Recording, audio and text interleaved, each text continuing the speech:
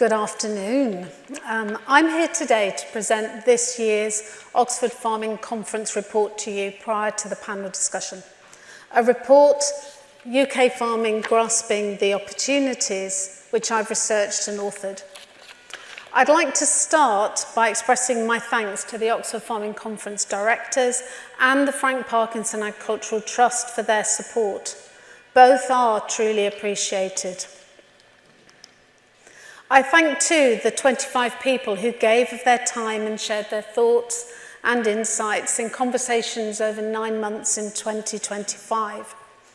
I also engaged in conversations at conferences, shows, meetings when I was just round and about with people who happily shared their insights on what a good future for UK agriculture could look like. The report focuses on 3 areas. What does a good future look like? How do the sector and the businesses within it pivot from survival to thriving? And how can farming businesses seize the opportunities that will arise? The economic context of the sector has been much discussed in recent months, especially that medium-term farm business profitability is stagnant.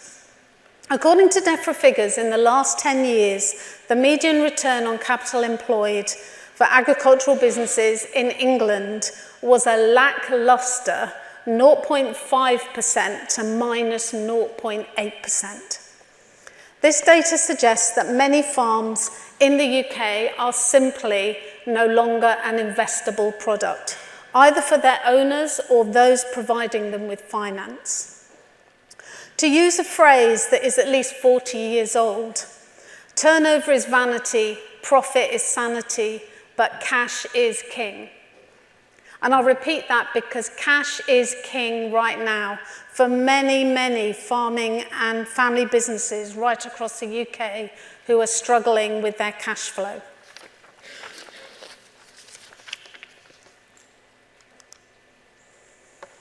A challenge raised by many discussants was that there is suboptimal policy, undermining business confidence in the agri-food sector.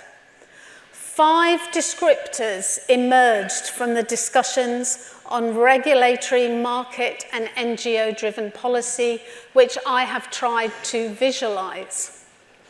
This policy is often defective, deficient, too descriptive, disconnected, or over time simply drifts, negatively impacting business confidence, family and management succession, and the willingness to invest in driving innovation and ultimately sector growth.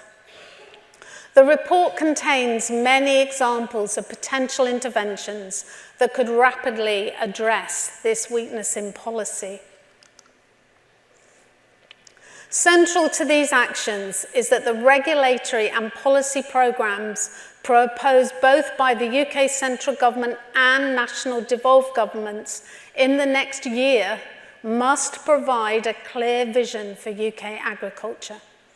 This includes a strategic, agile plan with defined policy pathways to set out appropriate strategic outcomes and deploy mechanisms with intermediate measurable milestones to ensure effective delivery and impact in the short and long term.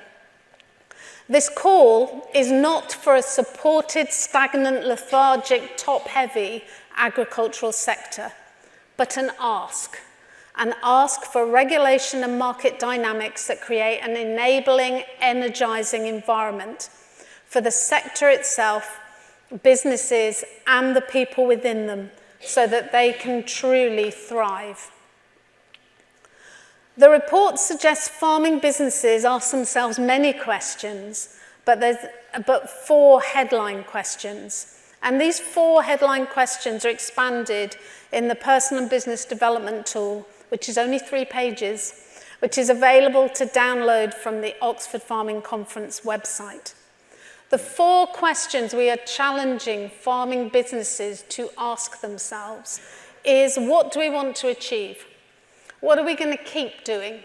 What are we going to stop doing? What could we do instead? Reflecting on the discussions, a balanced business scorecard emerged that individual businesses should consider, and I'm going to build this balanced scorecard over the next few minutes. First of all, there must be a clear value proposition for every farming business, both an internal value proposition and an external one. In terms of internal value proposition, the business needs to ask itself, what do we want to achieve?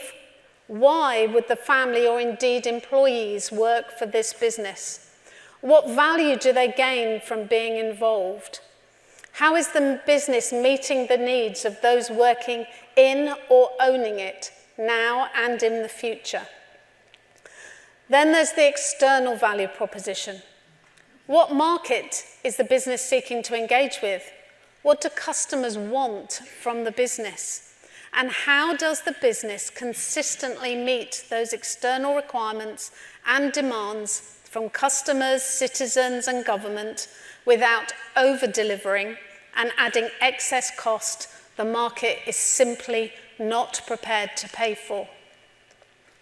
The business needs to be an investable product, not only for the owners and the employees to be willing to engage with it and to invest time, indeed their whole careers within the business, but also in terms of external funding. And through this report, two key aspects of investability emerged. One is the 9 C's of creditworthiness, which you can see behind me. Can the individuals running the business and the business itself demonstrate it is creditworthy? The other aspect is the need for an agile portfolio asset management approach within the business. The report goes into significant detail on how farming businesses, indeed agribusinesses, any business, can review the assets that are available and whether they are being used to provide the best return on capital employed and or to meet the objectives of the business owner.